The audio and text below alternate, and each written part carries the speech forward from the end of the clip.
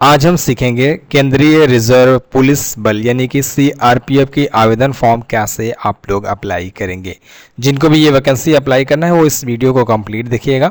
हम अभी फ़िलहाल ऑफिशियल वेबसाइट पे, जिसका लिंक हमने नीचे डिस्क्रिप्शन में दिया है। वैकेंसी ये रहा। इस वैकेंसी के बारे में हमने सारी इन्फॉर्मेशन डिटेल्स पिछली वीडियो में बता रखा है। इसमें ट्रेडमैन की पोस्ट आपको मिल जाएगी। 9195 के पदों पर रिक्रूटमेंट एक्टिवेट किया गया है। 20 से ये फॉर्म अप्लाई होना स्टार्ट हो गया है और इसकी लास्ट डेट 19 मई 2025 है। 18 से 27 वर्ष इसमें मैक्सिमम एज मांगी गई है। 100 रुपीज़ जनरल ओबीसी ईडब्ल्यूएस के लिए पेमेंट करना है। हम यहाँ पे देखने वाले हैं या सीखने वाले हैं कि कैसे ये फॉर्म कंप्लीट अप्लाई होगा। इस पेज पर विजिट करने के लिए नीचे डिस्क्रिप्शन के लिंक को फॉलो कर सकते हैं, या तो आप हमारे वेबसाइट पर विजिट कीजिए। आपको बिल्कुल नीचे करनी है। यहाँ पे आपको लिंक मिल जाएगा। आपको जस्ट यहाँ पे क्लिक हियर का ऑप्शन मिलेगा, इस पर आपको क्लिक करना है। अब क्लिक करेंगे तो आपके सामने कुछ इस प्रकार से ये पेज ओपन हो जाएगा। अब सबसे पहले हमें इसमें क्या करना है, रजिस्ट्रेशन करना है। यहाँ पे हमें ऑप्शन मिलता है रजिस्टर्ड का, इस पर हम क्लिक करेंगे। अगर आपने पहले से रजिस्ट्रेशन किया है तो आप लॉग इन कर सकते हैं। फिलहाल रजिस्ट्रेशन करने के लिए यहाँ पे कैंडिडेट का नाम लिखना है, यहाँ पे ईमेल आईडी लिखनी है और यहाँ पे मोबाइल नंबर लिखनी है और यहाँ पे आपको एक बटन मिलेगा जनरेट ओटीपी का, इस पर आपको क्लिक करनी है। इसके बाद आपको मैसेज मिल जाएगा जिसमें बताया जाएगा कि आपके रजिस्टर्ड ईमेल आईडी और मोबाइल नंबर पर ओटीपी सेंड की गई हैं। यहाँ ओके के बटन को आप क्लिक करेंगे। इसके बाद यहाँ पे मोबाइल नंबर की ओटीपी लिखने का ऑप्शन मिल जाएगा और यहाँ पे ईमेल आईडी की ओटीपी लिखने का ऑप्शन मिल जाएगा। तो चलिए हम मेल आईडी में लॉगिन होते हैं। मेल आईडी और मोबाइल नंबर दोनों की ओटीपी हमने यहाँ पे लिख लिया। इसके बाद यहाँ पे हमें ऑप्शन मिलता है वेरीफाई ओटीपी का, इस पर हम क्लिक करेंगे। इसके बाद ओटीपी सक्सेसफुल वेरीफाई हो जाएगा। यहाँ पे हमें इंपॉर्टेंट इंस्ट्रक्शन मिल जाएगा, इससे हमें रीड आउट करनी है। आवेदन फॉर्म अप्लाई किस प्रकार से किया जाएगा वो सारी डिटेल्स यहाँ पे बताई गई हैं। इसे पढ़ने के बाद आपको नीचे करनी है। आवेदन चार्ज, पोर्टल चार्ज कितना देना है वो सारी जानकारी यहाँ पे दी गई है। यहाँ पे हमें क्लोज का ऑप्शन मिलता है, इस पर हम क्लिक करेंगे। इसके बाद यहाँ पे हमें एक बटन मिलता है न्यू एप्लीकेशन अप्लाई एडवर्टीजमेंट का, यहाँ पे हम क्लिक करेंगे। जस्ट आप यहाँ अप्लाई करने के लिए इस पर क्लिक करेंगे। इसके बाद कुछ इस प्रकार से ये पर्सनल डिटेल्स मिलेगा जिसमें हमने अभी रजिस्ट्रेशन करते समय डिटेल्स को लिखा है। नीचे करेंगे, यहाँ पे सबसे पहले आपको आईडी प्रूफ मांगी जाएंगी। आपके पास जो भी आईडी प्रूफ है उस आईडी प्रूफ को यहाँ पे सिलेक्ट करेंगे। उस आईडी प्रूफ का सीरियल नंबर या क्रमांक पहचान पत्र नंबर लिखेंगे। इसके बाद आपका नाम क्या है वो नाम यहाँ पे आप मेंशन करेंगे। इसके बाद यहाँ पे अपना डेट ऑफ बर्थ लिखेंगे। आप यहाँ कैलेंडर पे क्लिक करके अपने डेट ऑफ बर्थ को इसमें सेलेक्ट कर सकते हैं। यहाँ पे आप कितने साल, कितने महीने और कितने दिन के हैं वो मेंशन कर दिया जाएगा। इसके बाद आपकी नेशनलिटी क्या है वो नेशनलिटी सेलेक्ट करेंगे। यहाँ पे पिता का नाम लिखेंगे, यहाँ पे माता का नाम लिखेंगे। आपके बॉडी में कोई भी ऐसा पहचान है जिसके द्वारा आपको पहचाना जा सके वो आप यहाँ पे लिखेंगे। यदि कोई पहचान नहीं है तो नो मार्क आप मेंशन कर सकते हैं। आप मेल है या फीमेल है वो सिलेक्ट कर लेंगे। मैरिटल स्टेटस जैसे मैरिड है या अनमैरिड है या डिवोर्स है, जो भी है वो इसमें आप सिलेक्ट करेंगे। इसके बाद आपका डोमिसाइल डिटेल्स यहाँ पे मांगी जा रही है। अगर आपके पास डोमिसाइल पीसीआर प्रमाण पत्र सर्टिफिकेट है यहाँ पे आप यस करेंगे। जैसे आप अपने स्टेट से किसी और दूसरे स्टेट में माइग्रेट होने के लिए यहाँ पे हैं तो आप यहाँ पे यस कर सकते हैं, चाहे तो आप यहाँ पे नो भी कर सकते हैं। और इसके बाद अगर यस करते हैं तो आपको बताना पड़ेगा किस प्रकार के, किस राज्य से आपने यस और नो किया है, आपने माइग्रेट हुआ है। और यहाँ पे आप अपने स्टेट को सिलेक्ट करेंगे, यहाँ पे डिस्ट्रिक्ट को सिलेक्ट करेंगे और यहाँ पे सर्टिफिकेट की नंबर मेंशन करेंगे।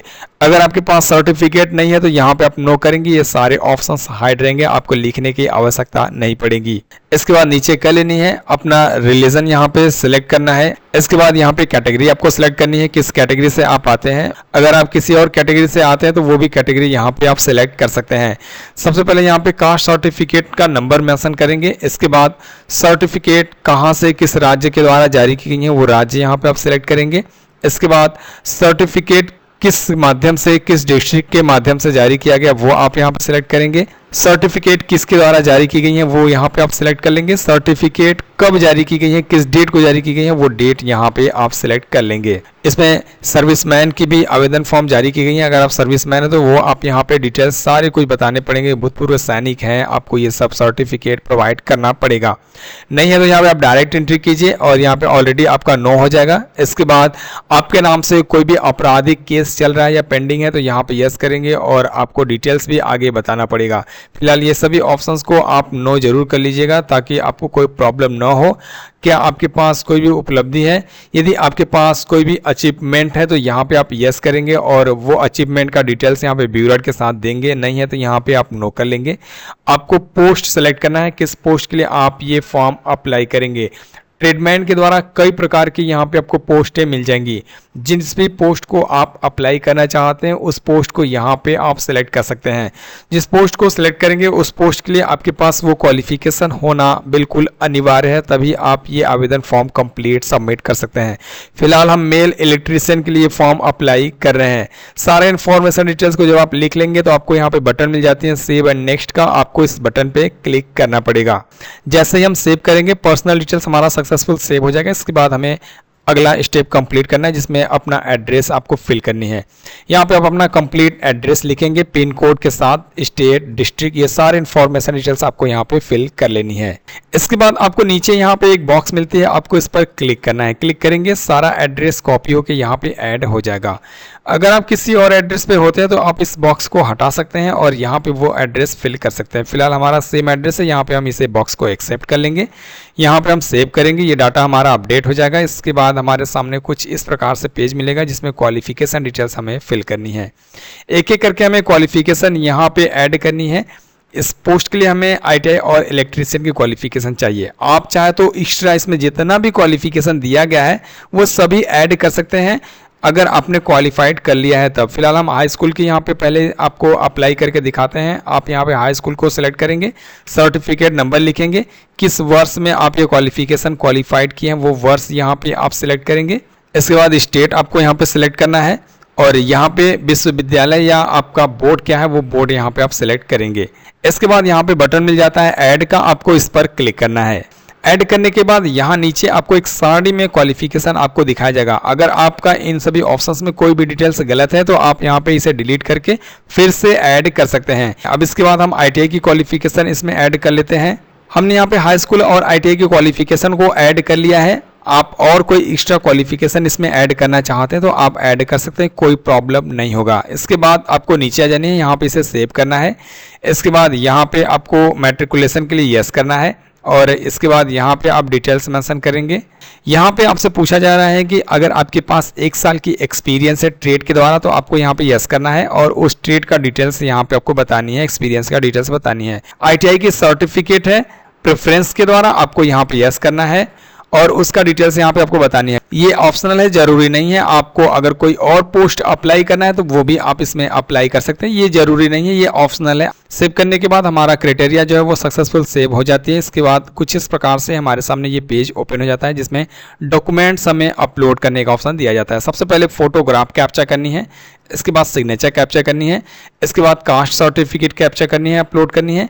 इसके बाद हमें सर्टिफिकेट, हाई स्कूल की जो सर्टिफिकेट है वो, ITI की सर्टिफिकेट है वो, ये सभी डॉक्यूमेंट्स की जो साइज है नीचे यहाँ पे बताई गई है। जैसे फोटोग्राफ की जो साइज है 50 से 100 KB JPG फॉर्मेट में, सिग्नेचर भी 50 से 100 KB JPG फॉर्मेट में, और अदर जितने भी डॉक्यूमेंट्स हैं वो 100 से 500 KB JPG PNG सभी फाइल, आप PDF फाइल भी इसमें अपलोड कर सकते हैं। तो चलिए यहाँ पे हम अपलोड करके आपको दिखाते हैं। सबसे पहले फोटोग्राफ, यहाँ पे क्लिक करेंगे, जहाँ पे भी हम फोटोग्राफ रखें हम वहाँ पे विजिट करेंगे।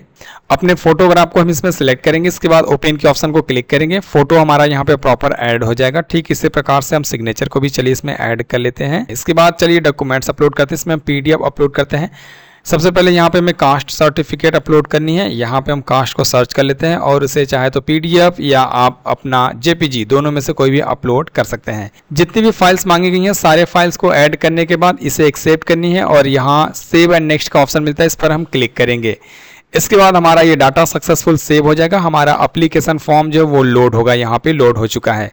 फी का हमें ऑप्शन दिखाया जा रहा है, स्टेटस जो है वो पेंडिंग दिखाया जा रहा है, अभी हमारा फी जो है वो पेमेंट नहीं हुआ, अनपेड यहाँ पे ऑप्शन दी जा रही हैं। किसी भी ऑप्शन में चेंज करना होगा, एडिट का ऑप्शन मिल जाता है, आप इसमें चेंजेज कर सकते हैं। सारे ऑप्शन सही है तो आपको नीचे कर लेनी है, यहाँ पे प्लेस आपको मेंशन करनी है। इसके बाद यहाँ पे प्रेफरेंस अपने हिसाब से ऐड कर सकते हैं। इसके बाद कितना अमाउंट फी पेमेंट किया जाएगा वो यहाँ पे आपको दिखाया जाएगा। HDFC बैंक के द्वारा आप पेमेंट कंप्लीट कर सकते हैं, इसे आप एक्सेप्ट कीजिए। यहाँ पे नाउ के ऑप्शन को क्लिक कीजिए। इसके बाद ऑटोमेटिक आपको फी पेमेंट करने के ऑप्शन पे रिडायरेक्ट किया जाएगा, जिसमें आपको 3 प्रकार के ऑप्शंस मिल जाएंगे, कार्ड, नेट बैंकिंग, यूपीआई। आप किसी भी ऑप्शंस के द्वारा ये पेमेंट को कंप्लीट कर सकते हैं। ये SC ST के लिए है। अगर आप जनरल OBC कैटेगरी से आएंगे तो आपको 50 रुपीज़ या 100 रुपीज़ के साथ ये चार्ज भी आपको पेमेंट करना पड़ेगा। इस QR कोड को आप अपने किसी भी मोबाइल में UPI ऐप के द्वारा स्कैन करके पेमेंट को कंप्लीट कर सकते हैं। इसके बाद अपने आवेदन फॉर्म की प्रिंट आउट ले लेंगे। तो यहाँ तक हम आपको आवेदन फॉर्म का जो प्रोसेस है वो दिखा रहे हैं। आगे की प्रोसेस के लिए आप आसानी से कंप्लीट कर सकते हैं फी पेमेंट करने के बाद। फिलहाल इस वीडियो में बस इतना ही। वीडियो अगर आप लोग को पसंद है तो लाइक कीजिएगा, शेयर कीजिएगा, कोई सवाल है तो कमेंट कीजिएगा। मिलते हैं आपसे अगली वीडियो में। गाइस बाय बाय, जय हिंद।